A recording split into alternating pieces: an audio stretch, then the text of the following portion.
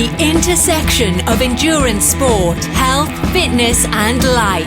Challenging conventional ideas and empowering people with the science of self-propelled motion. This is the Endurance Experience Podcast, hosted by Tony Rich. Tonight, Aaron Rodgers attempting to take responsibility, but falling short of an apology after facing fierce backlash that he had been deceptive about his vaccination status. And I do realize that I am a role model to a lot of people. And so I just wanted to start off this show by acknowledging that, I made some comments that people might have felt were misleading. And, to anybody who felt misled by those comments, I take full responsibility for those comments. The Green Bay Packers MVP quarterback sidelined last Sunday in his team's loss, waiting in a league-mandated 10-day quarantine for non-vaccinated players who contract COVID. But in the preseason, he said this about his vaccination status. Are you vaccinated, and what's your stance on vaccinations? Yeah, I've been immunized. Rodgers then acting in defiance, admitting he wasn't vaccinated last week, but insistent he didn't lie. Now, when asked about it on his podcast, Brady said he isn't commenting on the personal situation of Aaron Rodgers, then transitioned to say he doesn't want to tell anyone what to put in their bodies. But he did say his book on healthy living and nutrition is available in paperback. But local rules in New York City and San Francisco that require proof of vaccination for large indoor spaces means unvaccinated players for the city's teams, the New York Knicks and the Brooklyn Nets and the Golden State Warriors, cannot play on their home courts. And over the weekend, the NBA denied a request for a religious exemption for Warriors player Andrew Wiggins.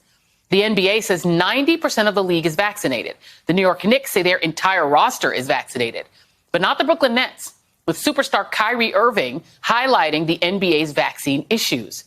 Irving did not attend the Nets media day today because of New York City's vaccine protocols.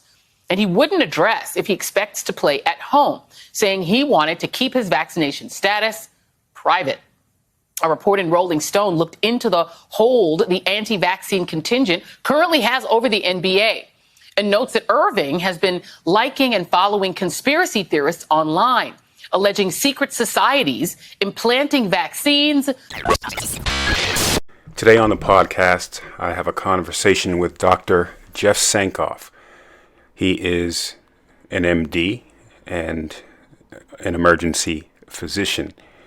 He's also a longtime triathlete and one of the very few doctors that you will find that's also a USAT and IRONMAN certified coach. He's also an accomplished athlete himself.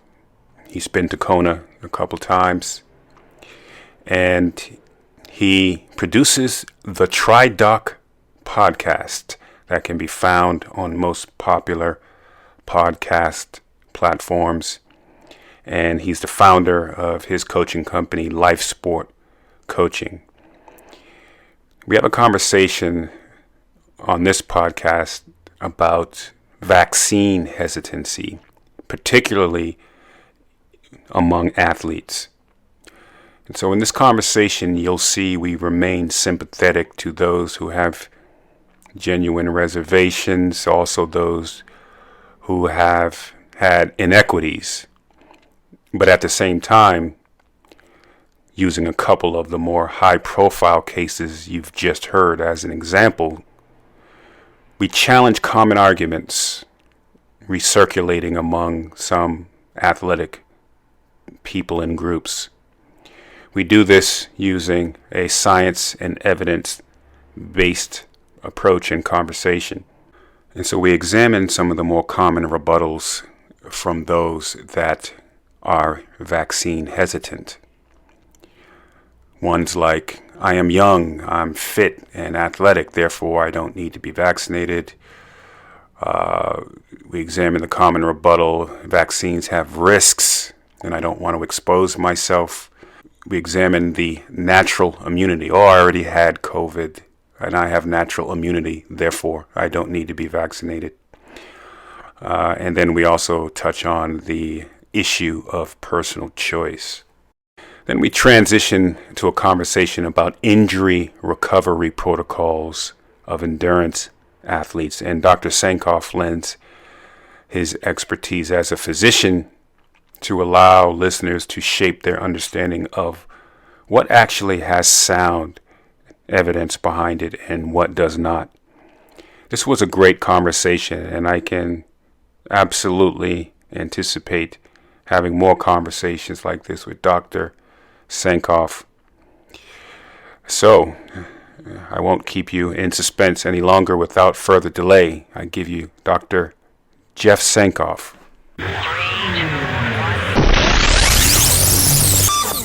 I am on with Dr. Jeff Sankoff. Thanks for coming on to the podcast. Well, thank you so much for having me. All right, Dr. Sankoff, it's great to talk to you. I've known of you for quite some time, and I've listened to your podcast, and it's good to be on with a fellow podcaster.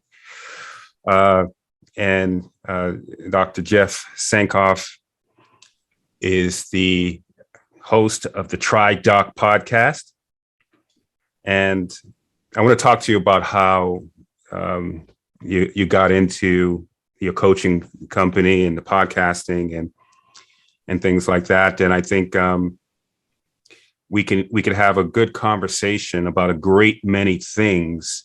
And I was thinking to myself, man, there's so many things that I could talk to him about. And then this issue of athlete vaccine hesitancy has been in the news for the past, several weeks.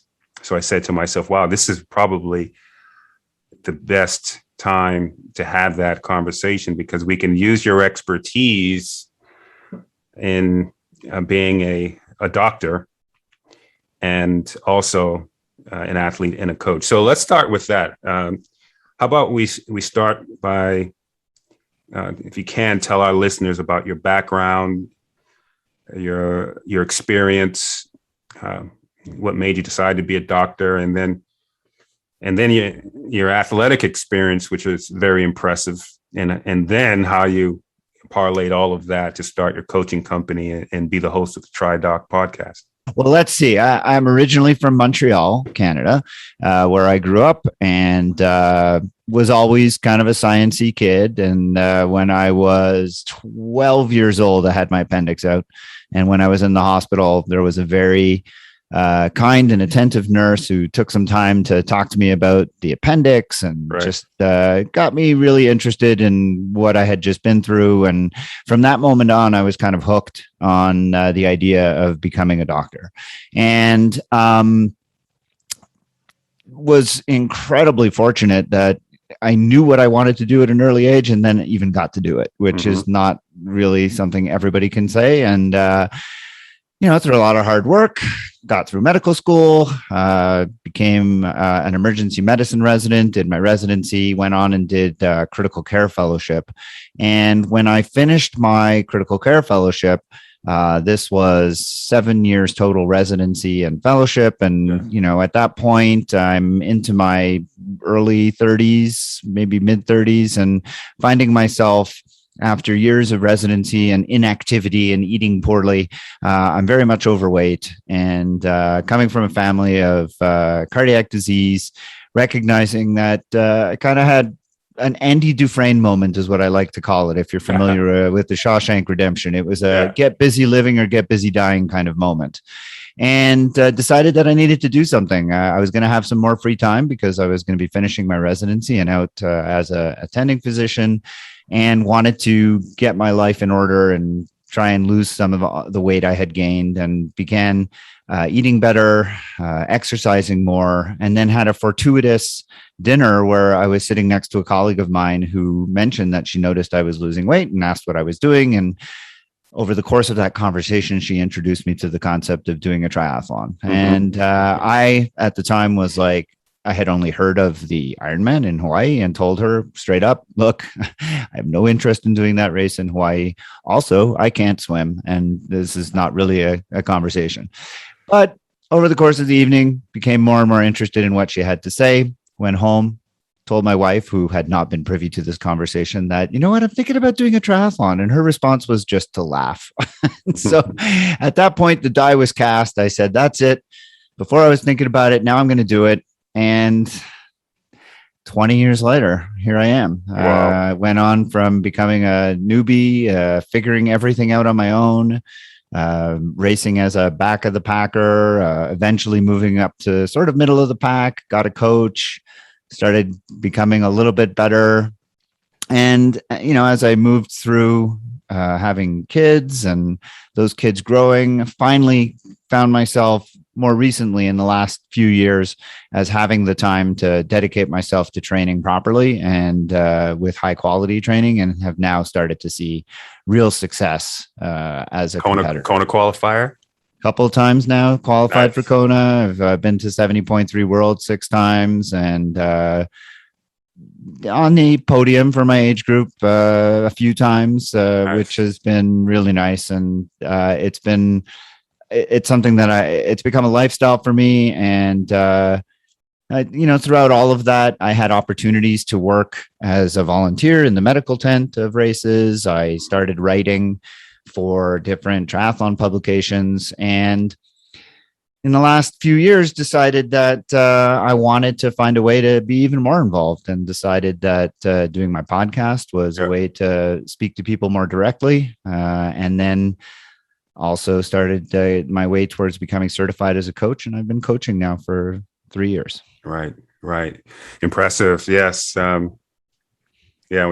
have much in common. I started this similarly the same way you did. And then obviously got into coaching, and we have a lot of overlap. And I think our listeners would probably benefit from each other's platforms. So if you can, go out and check out the TriDoc Podcast. I'll put the link in the show notes. And one of the things that I realized in listening to your podcast is you also have a similar strategy of talking about things and having conversations with a science and evidence-based focus. So in that, there's so many things that we could have more podcasts about. We'll have to talk and maybe do some more. But the one that I wanted to talk to you about today, and if you could lend your expertise as a physician with this issue of athlete vaccine hesitancy. Aaron Rodgers was asked whether or not he was vaccinated in a public forum, and he said that he was immunized. And it turned out that the NFL checked up on this, and it turned out he had taken what was called a homeopathic remedy, and so the NFL just said, okay, no, you're not vaccinated. And then there's been Kyrie Irving with the Brooklyn Nets, who essentially said he, at least as early as last month, said he still remains unvaccinated, and it's because a personal choice. But then Kyrie Irving also has a history of some eccentric beliefs and views. So my thought here was to get your expertise, and maybe perhaps listeners on the fence could be swayed, right, with such a conversation. So, just taking some of the common reservations athletes have, right? And when you're an athlete, especially if you're a pro athlete, or you're an Ironman athlete, or you're a runner, a marathon runner, you have this tendency to think you're invincible. Nothing can hurt you. So how about we start with that one? The people that are young and fit, what would you say as a physician to them if they were to say, look, I'm young and I'm fit and I'm strong and I'm invincible and I don't need a vaccine? Well, if you don't mind, I'm going to actually back up just a little bit because I want to add to that. Because I since the pandemic began, I've been on several statewide committees here in Colorado, and it's been a real educational experience for me because I'm Canadian. Race issues were never a huge deal in Canada. And coming down to the United States has been a 20-year education on race relations and all of the history that led up to that.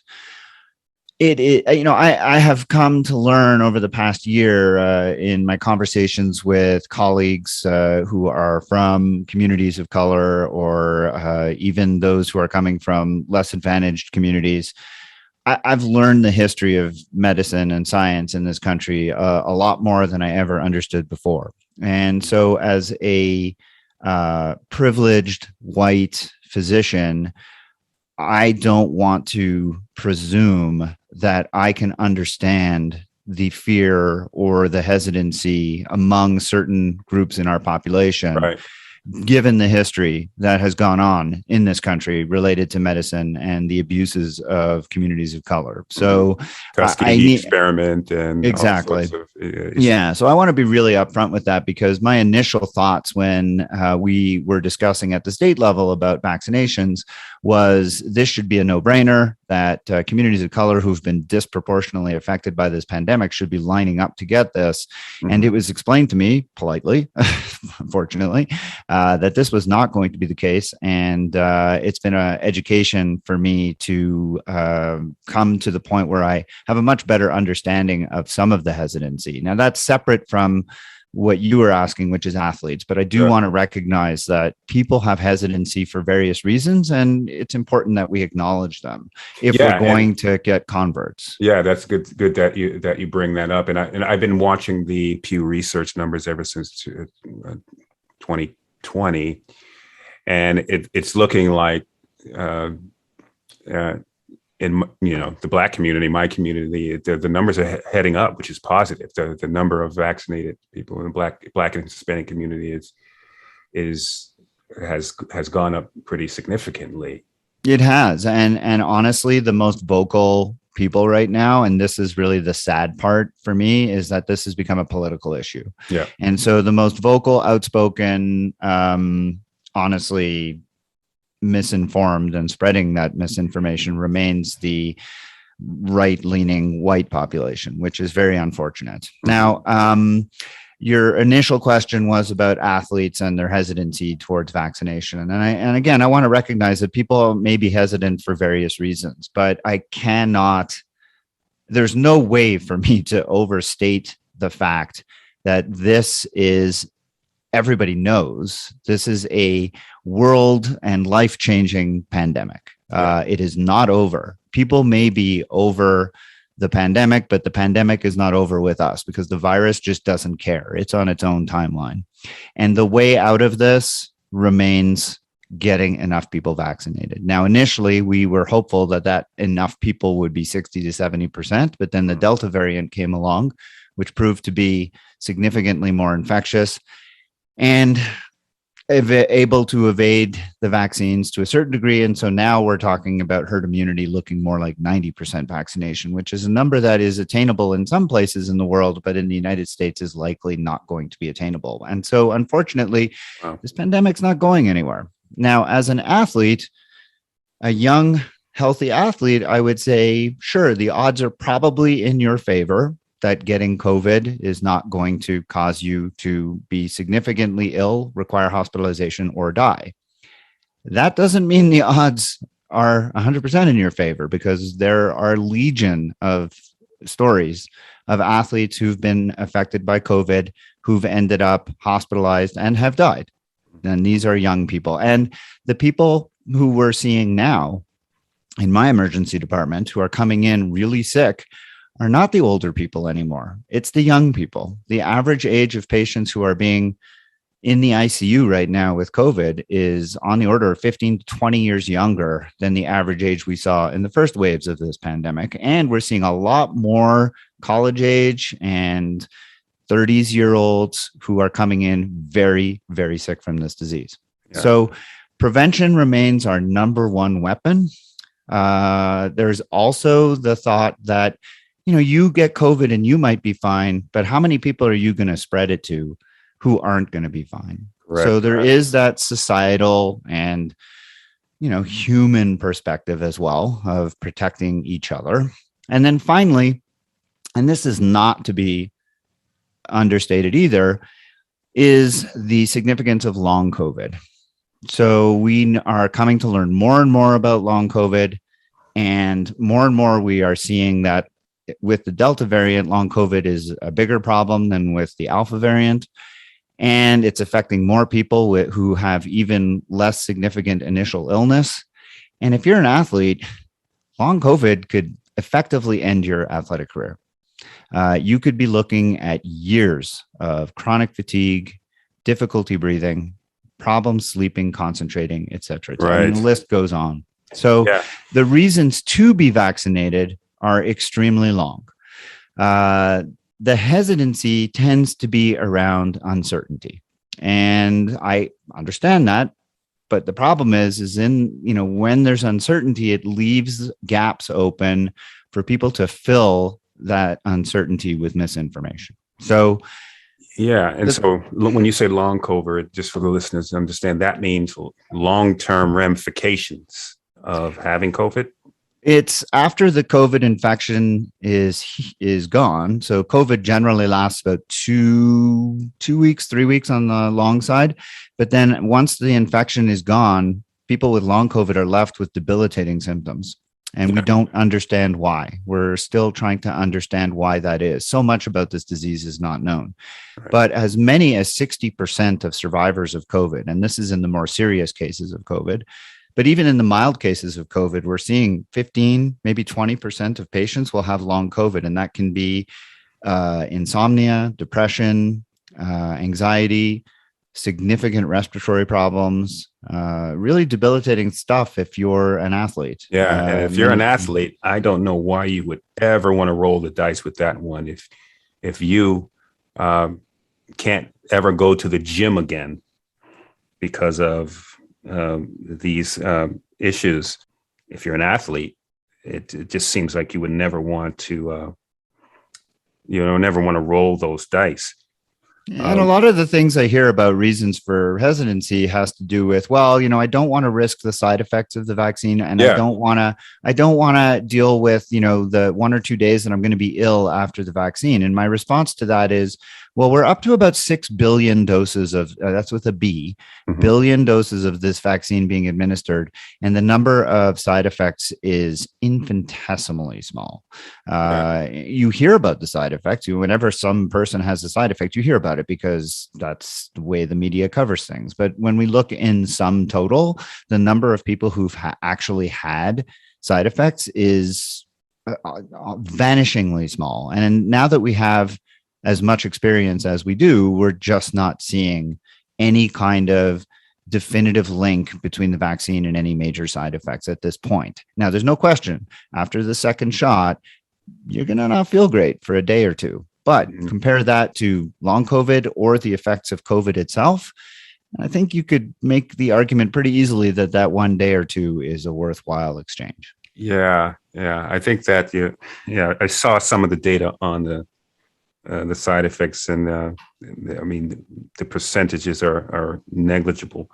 Now, what would you say to the athlete that says, "Oh, I have COVID," and let's say they genuinely had it? I got natural immunity, and so that means I don't need to take the vaccine. Is the "I have natural immunity" response a valid response? It's valid for about 3 months. Coronavirus, the type of virus that COVID is, have been around as long as people have been around. And coronaviruses are responsible, less serious ones anyways, are responsible for common colds. Yeah. And people can be exposed to the same coronavirus numerous times and get reinfected. And that infection will be pretty much as bad as it was the first time, if enough time has elapsed between exposures. Mm-hmm. We are seeing that with COVID, being infected and actually having a case of COVID does confer a certain amount of protection, but only for about 3 or 4 months. After that, it begins to decrease quite dramatically. And with the Delta virus, you can be reinfected even more quickly than that. Now, will the subsequent cases be as severe? That part I can't really answer, but I do know that the recommendations now are to be vaccinated, even if you've had previous COVID, because the vaccine works even better if you've previously been infected, because your immune system it does have some degree of recognition of the virus, and exposing your immune system to the vaccine results in a better response and even more profound immunity going forward. So there is definitely an immune argument to be made if you've been infected, but that argument is really time limited.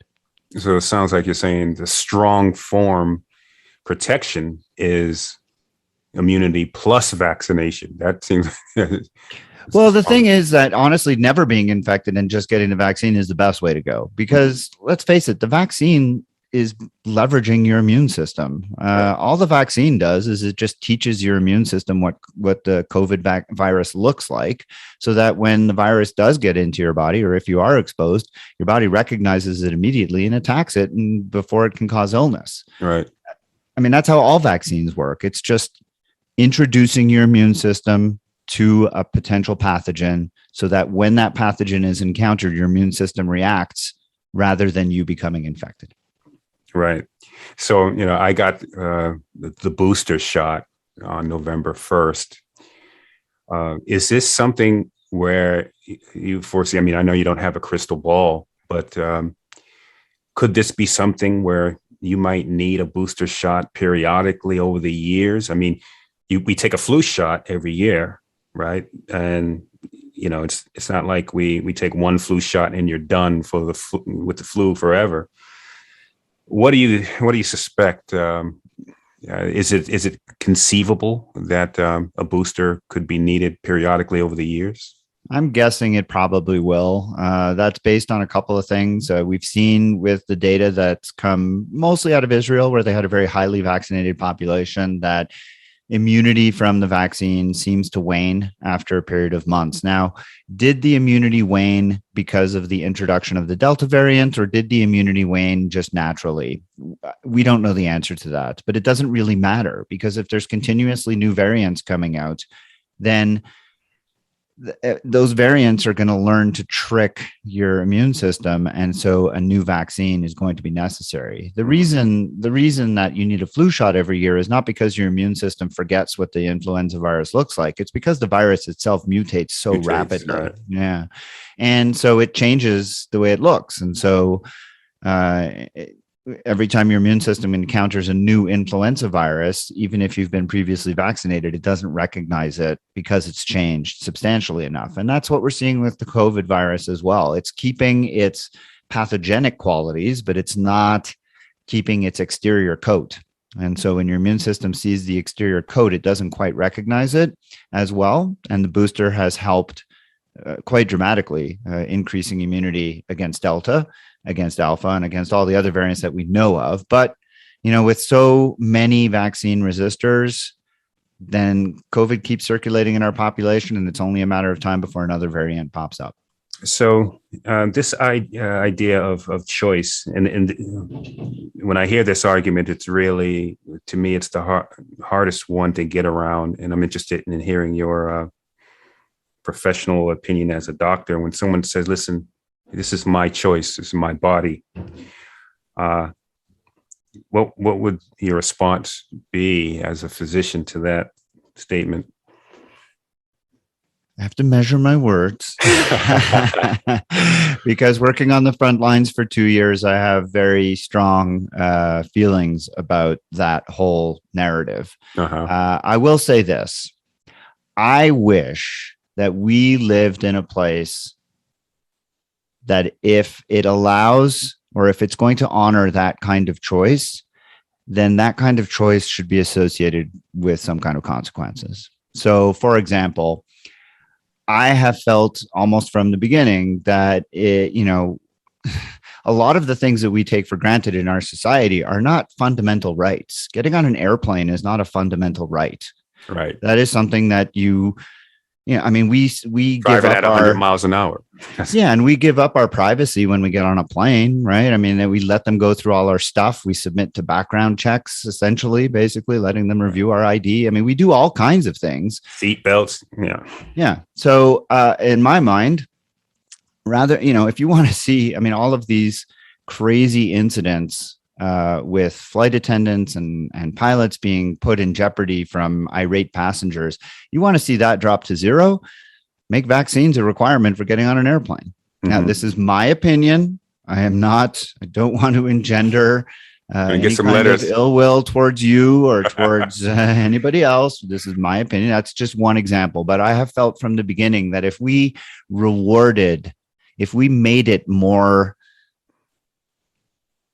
desirable to be vaccinated, if we had vaccine requirements for dining in, if we had vaccine requirements for flying, if we had vaccine requirements for all kinds of things, then yeah, people could still make their choice not to be vaccinated, but they would have to face those consequences that they don't get access to the kinds of environments where they can spread the disease to people who have carried the water and made sure that they're protecting not only themselves, but all of those around them. Yeah. I mean, this is, I agree. It's too rational, I think. That seems to be the problem, because we're in a time where rationality and discourse has gone out the window.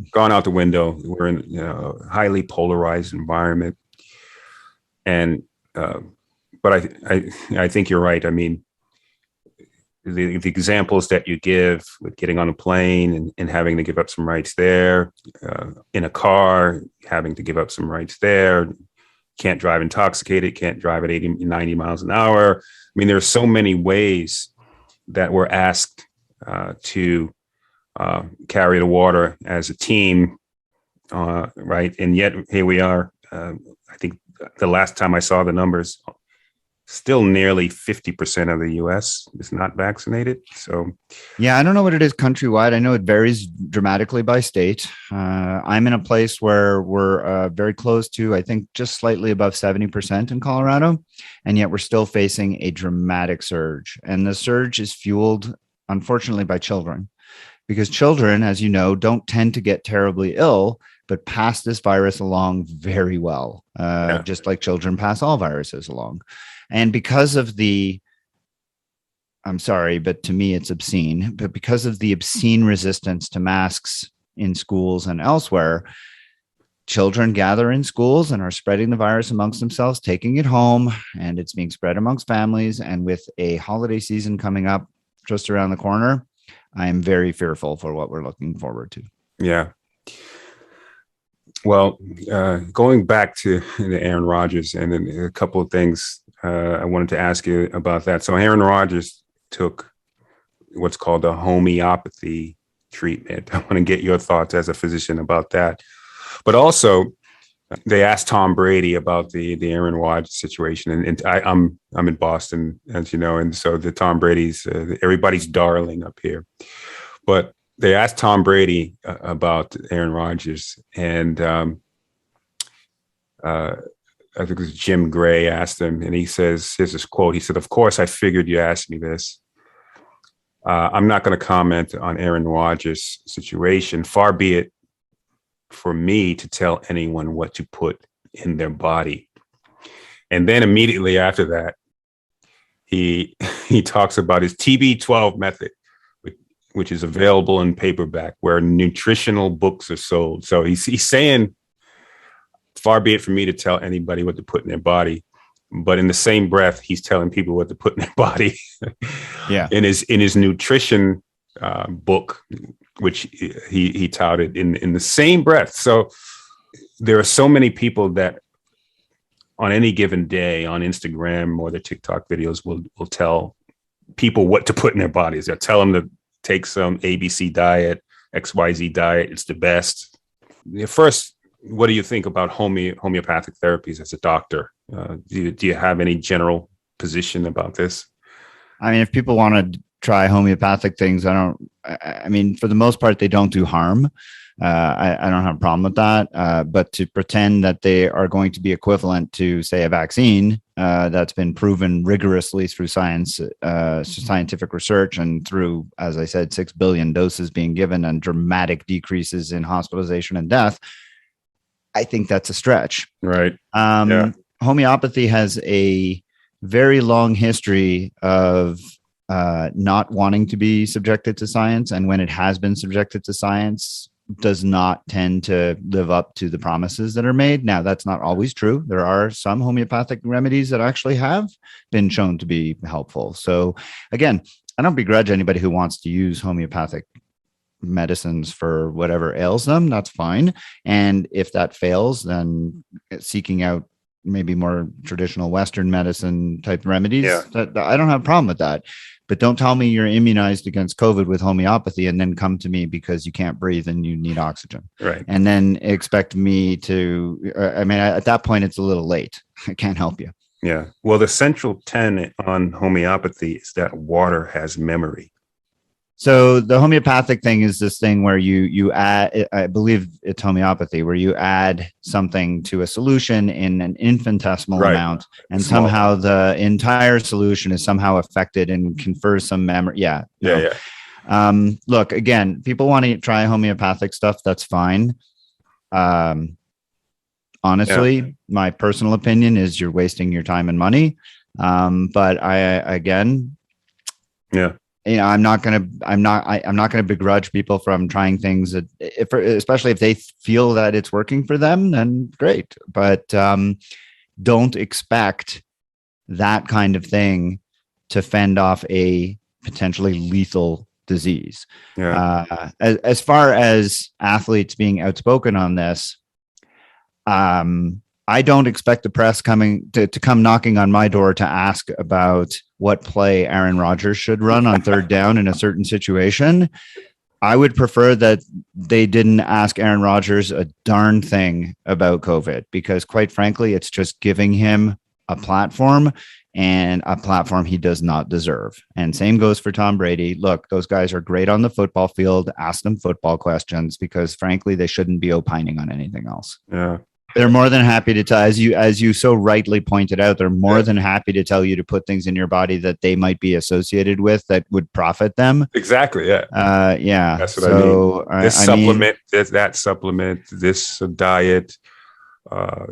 Listen, I'm not going to knock Tom Brady, right? I mean, Tom Brady's obviously got a track record in sport. It's not for me to question his motivations or anything like that. However, you look at someone like LeBron James, who has a similar platform and is more than happy to voice his opinions and thoughts on social justice issues or other things. I wish he would comment on Kyrie Irving. I think it's unfortunate that he hasn't. But again, I respect the fact that he's from a community of color and probably is facing a lot of conflict in that kind of situation. Tom Brady and Aaron Rodgers are not in the same situation. Right. So I have always felt that Tom Brady has dodged being anything more than the type of quarterback he is. Listen, we all know that his views are incredibly conservative and a little bit questionable when it comes to things like his methods for nutrition and exercise and stuff like that. Yeah. Again, he's had great success on the field, and that's what he should be known for and remembered for. But it would be nice if he recognized his stature in the sport and his ability to have a say and a voice. And, the problem is the NFL is the wrong league to expect people. I mean, look at Colin Kaepernick. He's still out of the league. So you're not going to get one of these guys to say anything about Aaron Rodgers. Yeah. And we should say that in the NFL, last check claims a 97% vaccination record. The NBA claims last checked 95%. Vaccination record, but the NFL has 2,500 athletes, so that's quite a few athletes. So, and we have to talk about the athletes that have actually taken the vaccine. So that's at least a positive there that we can talk about. Yeah, and I think when you're in a team sport too, you're spending times in a locker room together. You're obviously on the field against your opponents in close contact. And to me, it's unconscionable not to be vaccinated in that kind of scenario. We saw what happened with the NBA. The NBA was the first league to go down because of this. And I think that's why they've been so out front in terms of this situation now.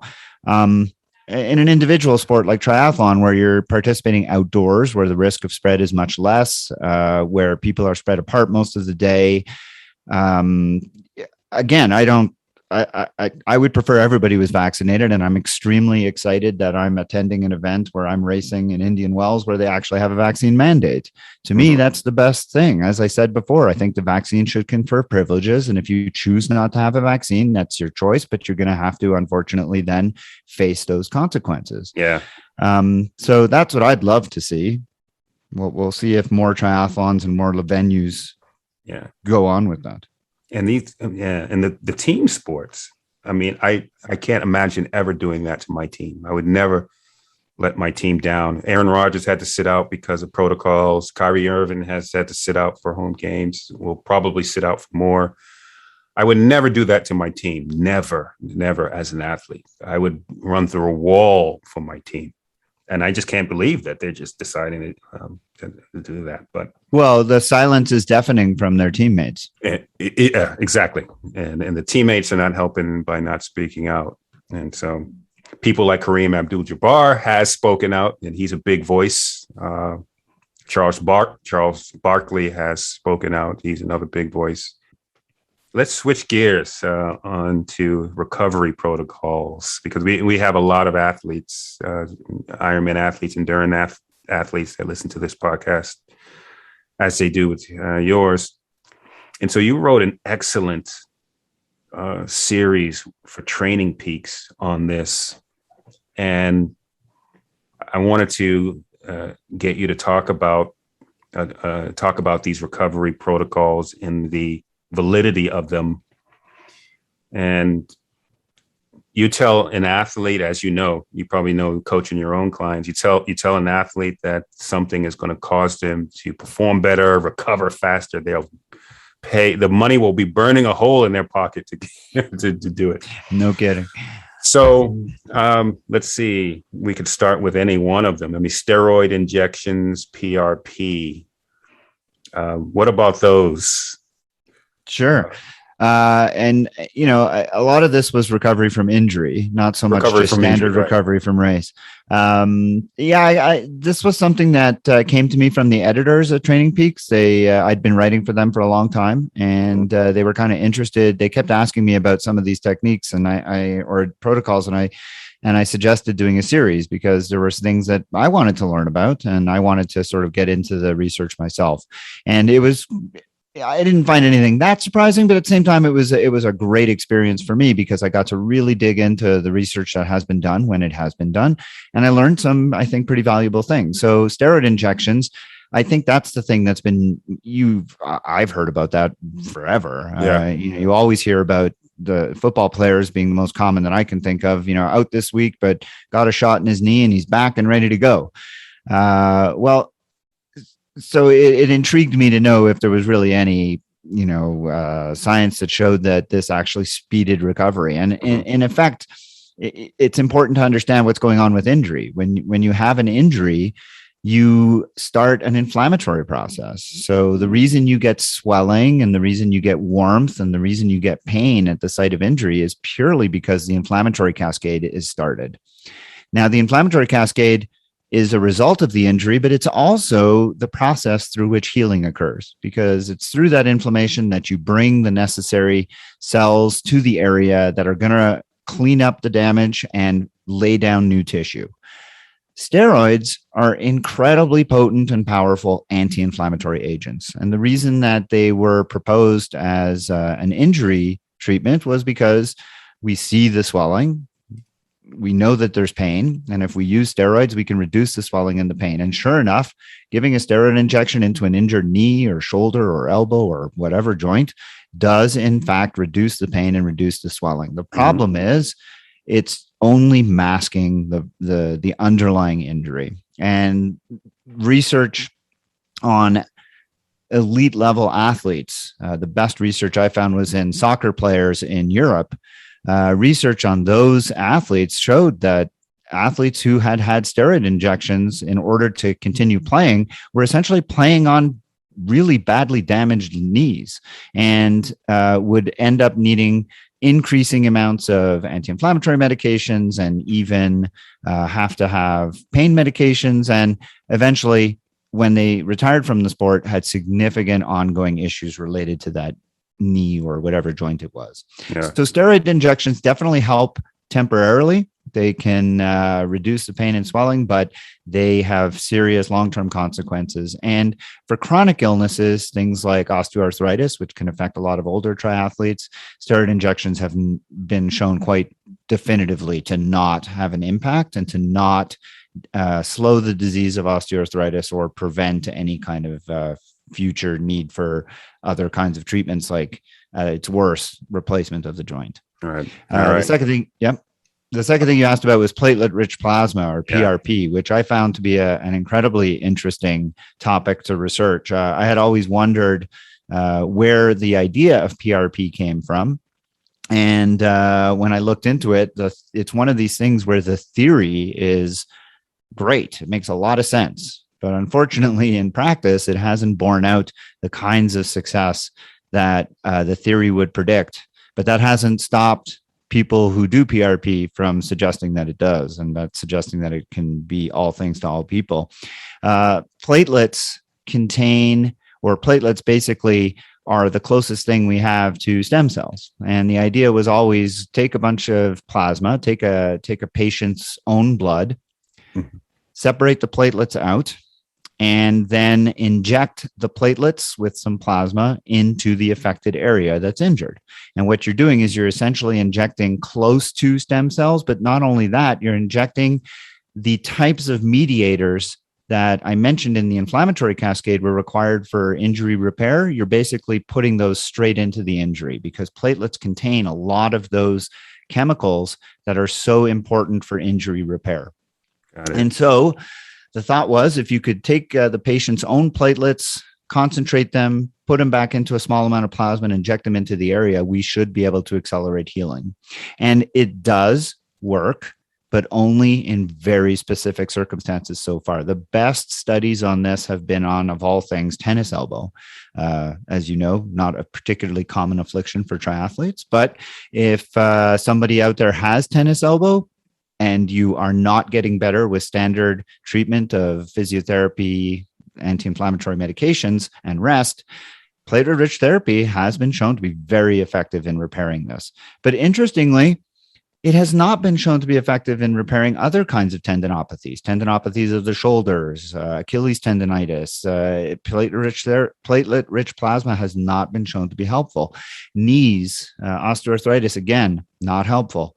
One place where there's some equivocal evidence is with the foot. People who have plantar fasciitis. Some studies suggest that PRP is useful. Other studies have said maybe not so much. That's going to be an independent and individual choice whether or not somebody wants to go ahead with that. But there are other therapies. And here, that's another one where steroids can help with pain and swelling, but not with injury healing. In plantar fasciitis specifically, PRP is one other modality that can be considered. Yeah, that's a common one in the triathlon running community. Everyone has plantar fasciitis at some point. So that's interesting. So it's a sort of a toss-up there, I guess, with PRP. Yeah, PRP is, except for the elbow, PRP really has never been shown to be definitively better than anything else for any other injury. Yeah, okay. Now, what about, and this is a common one that I see from time to time, dry needling and or acupuncture for injury recovery? So I have not done extensive research on acupuncture, so I'm not going to comment on acupuncture, but acupuncture and dry needling are very different. So acupuncture makes use of the ancient Chinese theories of medicine, which are that the body is permeated by a life force called qi, and by inserting needles into the meridian lines of the body, you can alter the flow of qi in order to try and promote self-healing. there is definitely evidence that acupuncture is helpful for certain people with certain ailments, but I am not aware of any evidence. And as I said, I did not research it specifically for injuries. Yeah. Dry needling is different, and that dry needling was proposed much more recently. It's only 30 or 40 years old. The idea behind dry needling is that when you have an injury, specifically a soft tissue injury, so this is really for muscles and tendons. It's not for anything else, not for joints. But when you have an injury of an overuse kind or a tear or whatever, or any kind of pain coming from soft tissues, you form these trigger spots or trigger nodes.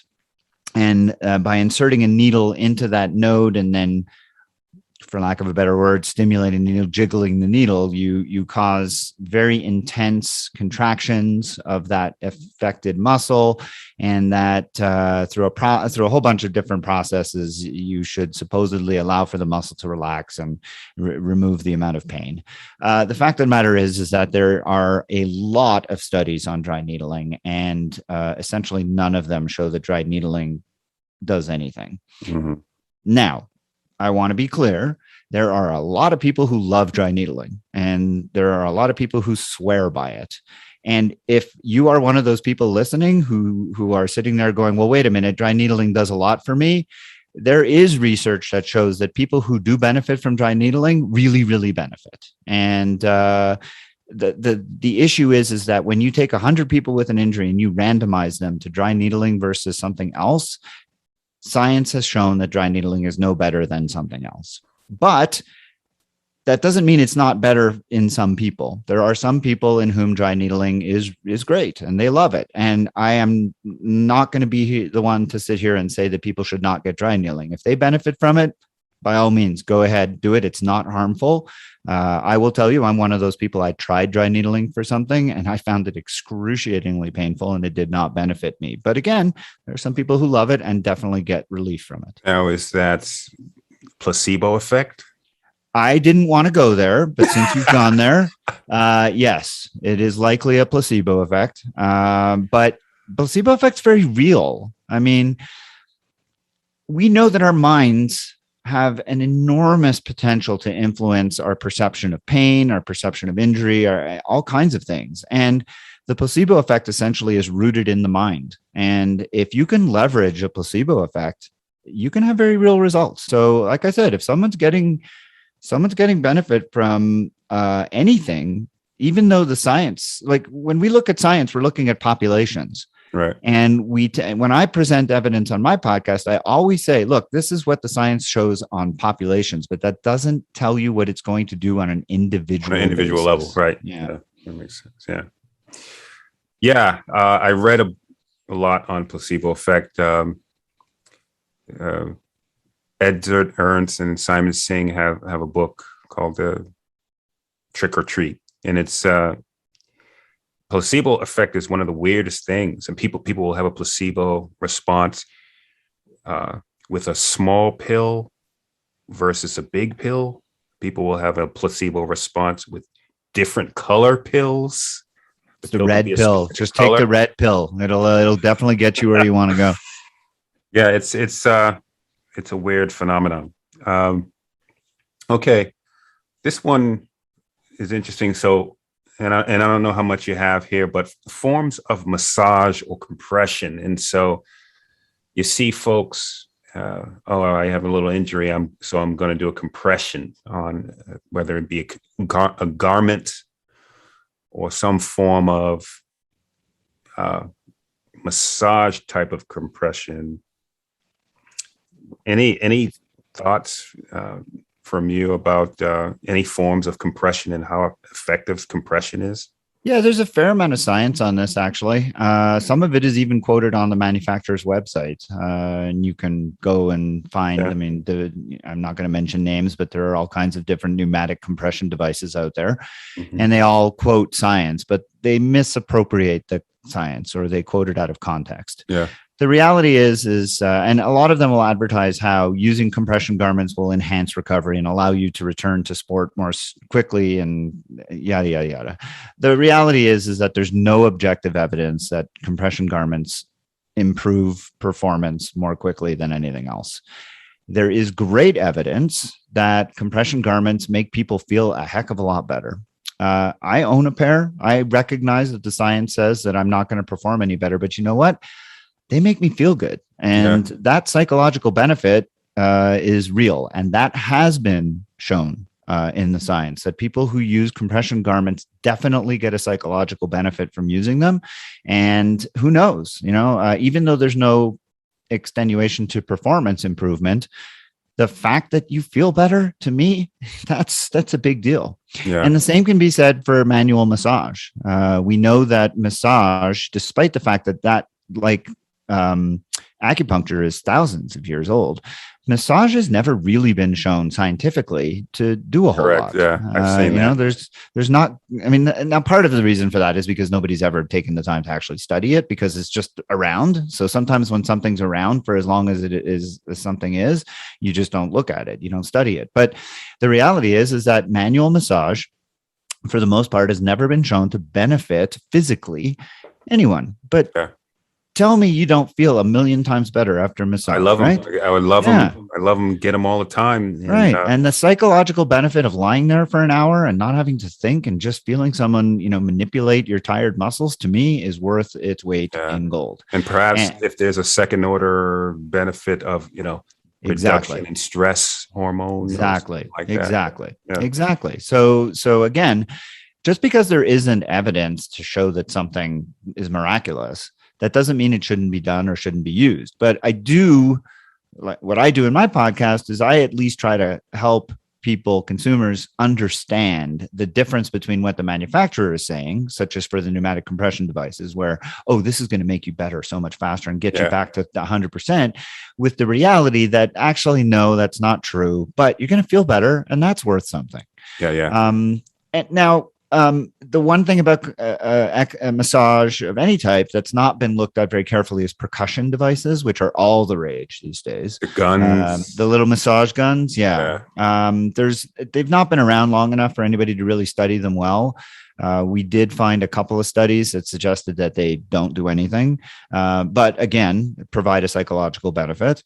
And, we found a couple of case reports where they actually caused harm, but that I wouldn't take that to mean that they're particularly risky. I sort of put this in the box of massage. It's a robot massage. Yeah. And it's something that's portable, and I understand the allure. I mean, it certainly makes sense. I could totally get why people like it. The one thing that kind of did seem to come out a little bit in the studies that we saw is that if you use it as part of a warm-up, it might. I mean, again, it's so fuzzy. The studies that have been done on this, again, not hurting you. I will say one thing about massage. There is evidence that massage too close to an event can be deleterious, and so I always tell athletes, get massage after an event, or at least before an event by more than 2 weeks, because within the last 2 weeks before an event, massage can actually cause muscle decrement in muscle performance. Wow. Let me write that down for sure. Okay.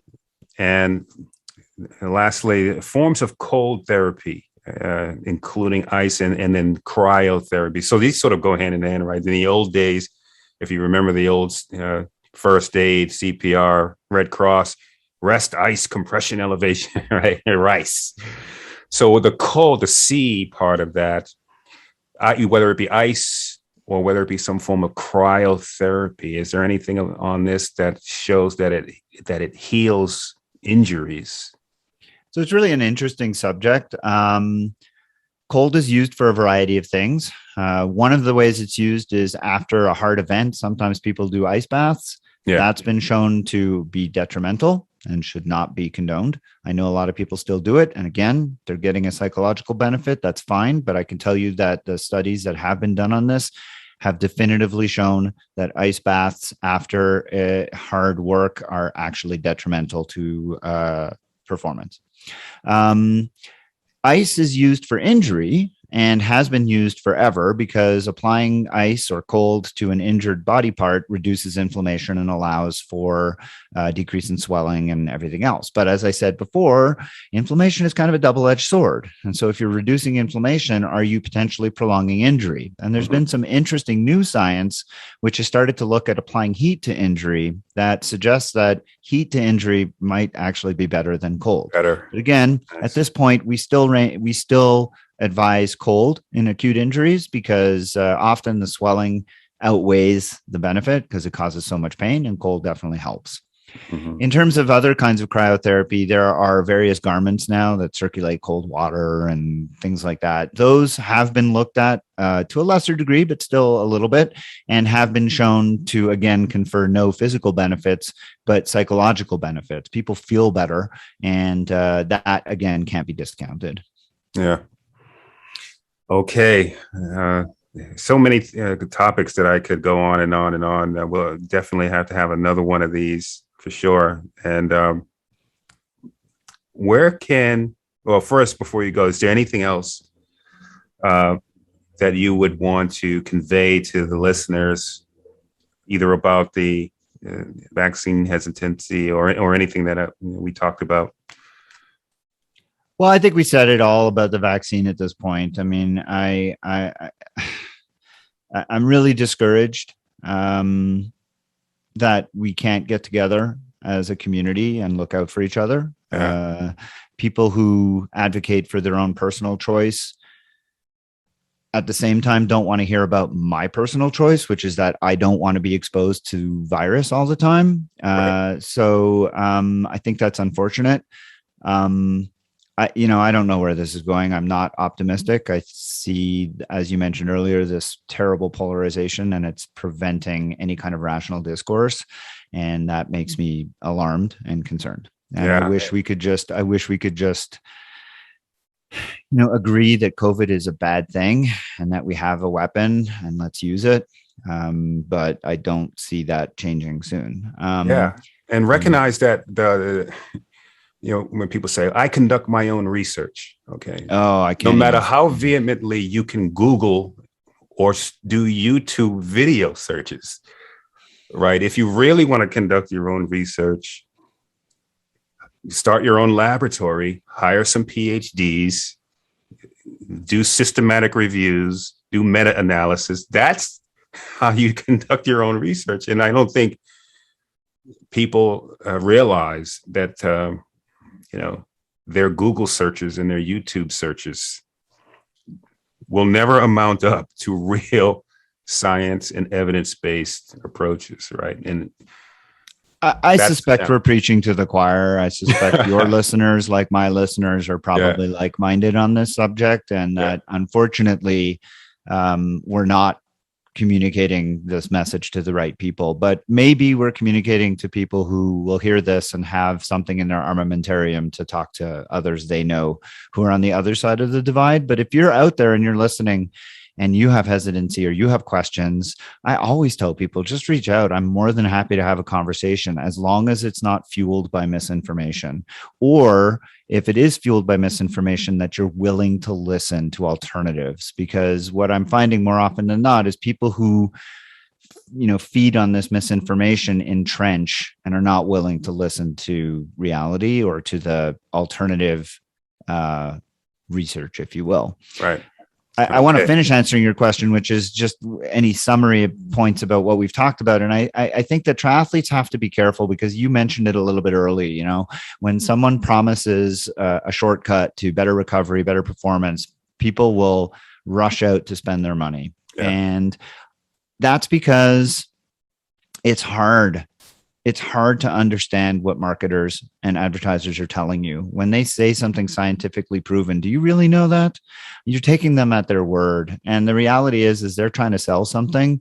And so while there may be science in their favor, they're often going to make that science sound better than it is, or cherry pick, or not tell you about the science that's been done that shows that their thing doesn't do what it says. So I can't fault people for always looking for an edge and always wanting to get better, but I can tell you that in doing my podcast now for 3 years, almost 80 something episodes, I have yet to find a miracle.